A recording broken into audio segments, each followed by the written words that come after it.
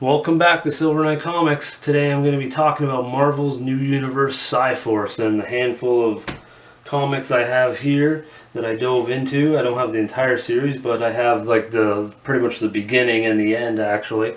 But yeah, the Psi-Force is we got these kids here, teenagers actually, after the white event that happened within this new universe, ends up getting all kinds of different mental powers. They're sort of like X-Men or New Mutants even because they're teens, but you got Wayne Tucker here who's very similar to Professor X with his mental capability. He can push people, manipulate them, sort of similar to Professor Xavier there. We got Anastasia Yushin. It's tricky to say. I wasn't exactly how to say her last name, but anyways, she's a healer, but it drains her energy. I guess that might be sort of similar to Jean Grey. But then we got Tyrone Jessup.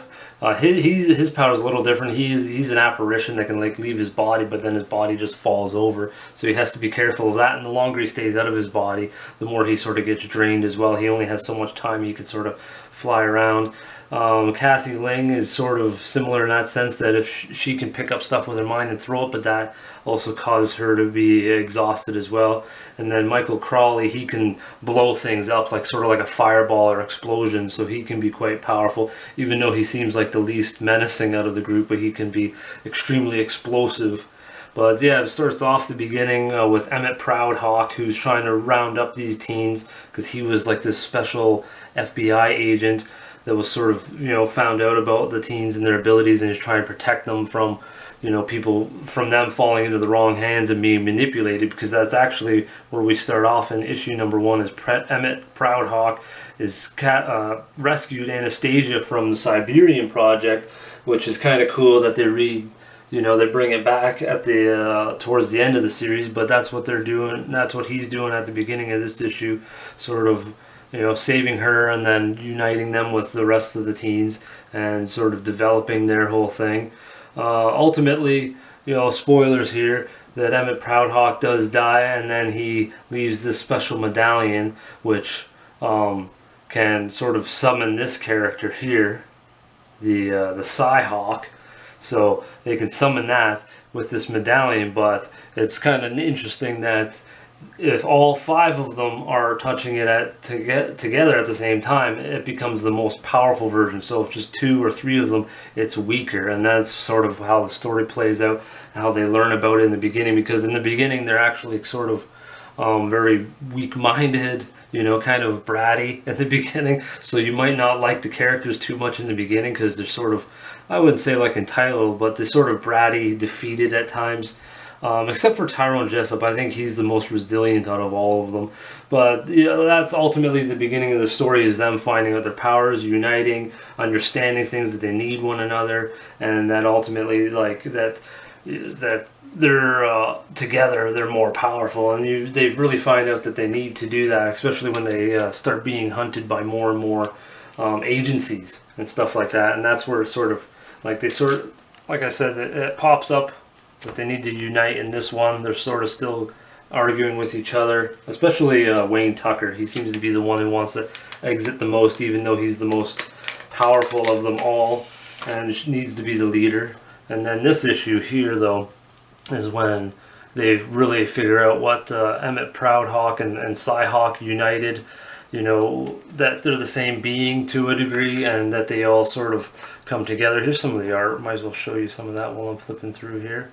And then I'll show you when they unite and they come together and figure out what Psi-Hawk is, and that they all need to work together to do that. This, actually, a couple of pages here is some stuff that I was actually talking about. But here it's Tyrone Jessup when he leaves his body, and then he just leaves it all of a sudden and almost bails, but Kathy Ling catches him, so that's what I was mentioning before. And he goes all the way over to the FBI headquarters, where he finds actually an associate of Emmett Proudhawk and how he was finding all the teens and stuff. So he's actually a good guy, and then that's sort of comes full circle. They start to learn the whole backstory about everything that was going on, and what Emmett Proudhawk was trying to do to find them, to save them, and then he learns about this, his associate, so he's actually a good guy in this. And then we can jump to over here is what I was talking about, where they all touch the medallion, and then they can bring Psi-Hawk out, who's extremely powerful, and sort of actually much needed when they come across villains and people that they can't really handle on their own, or even together, because they don't really know their powers and how well to use them right off the bat. They're very reluctant to do that, especially Kathy Ling. You know, she's very reluctant to do any of that. She's always grossed out by it. And you sort of get that in this issue here, where it's sort of a solo issue based on her and her backstory to a degree, and just them furthering the story and uniting and stuff like that. So that goes in that issue. Now this is where I thought Psi-Force got, you know, more interesting. The characters got deeper, tougher. They all had to get stronger to unite, because they had to go up against Psystocker, aka Thomas Boyd, who ends up being, you know, quite an interesting character. I thought he starts off as a hero, but I mean a villain, and then, you know, really finds out that he's starting to be used by the guys hunting the rest of the Psi-Force teens, and realizes that he's just there as to hunt them, and then eventually he might get rid of him as well, this crooked villain dude. But I really thought, you know, he was a solid character. Eventually turns hero, which I'll get into in just a few moments, but here is where you get to see that they all sort of need to unite, and they figure out that, like Psyhawk, you know, his power is varied on how many people are touching the medallion, and it really comes to light in this issue, number 8, against Psystocker. Yeah, now I jump to towards the end of the series of Psi-Force, a handful of ones here. We got the Siberian Project. We got a new character here coming in, Heat Seeker. This is Thomas Boyd. You know, now that he's a hero, he actually turns hero, or about halfway in, and then, but actually the Psi-Force team itself takes quite a hit. Most of these characters aren't with the team anymore. Anastasia's gone, Tyrone Jessup is gone, but he has a bit of a backstory that plays out in the sort of an epilogue in these issues. And then Michael Crawley is gone as well, but then you enter Thomas Boyd as well into this. And then in the Siberian Project, though, Wayne Tucker's in a coma, so most of the story revolves around Thomas Boyd helping a Heat Seeker, you know, trying to help him, and Kathy Ling as well. She's trying to help another individual within the Siberian Project, which is all very crooked, all very, you know, about experiments and stuff like that. So you got a lot of nasty villains, different characters, different jackasses like this guy, and then ultimately they have to come into battle with this dude here, the final battle with Rodstow.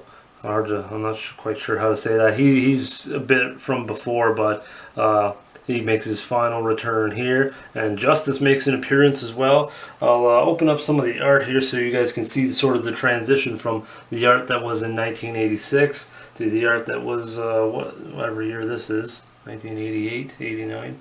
So here's some nice artwork here, nice and vibrant, some good shading, good depth. Ultimately, I thought this is pretty good stuff. I like the vibrancy of it. Got She-Hulk on the back. But I like a lot of the details and the different characters. There's a ton of characters in this last arc, though, all uniting to for the greater cause, take out this crazy huge dude who's just a maniac. But I thought they did a really good job. There's a bit of a crossover here with Justice as well, which he's back here.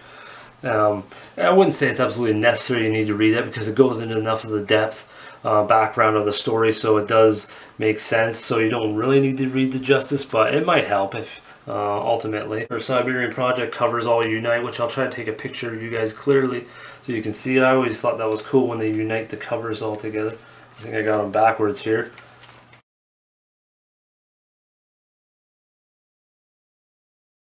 Yeah, but I thought ultimately, like, Psi-Force is pretty solid. Like I said, I like the beginning and the end. There's some good characters, but I can sort of see why some people might not like it and might sort of, you know, seem like X-Men like that. And there's some characters that you might find annoying at times. So I can sort of see why, you know, there was some hiccups with people not liking it as much. But I thought it was pretty solid for the most part. I also want to get Justice and do a video on Justice as well. I want to get some more of him. I think Justice was the best of the new universe in my opinion.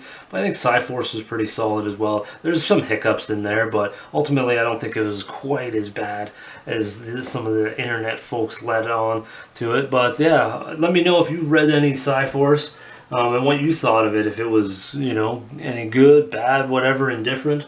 But yeah. And let me know down in the comments, and until next time folks, how about some heavy reading?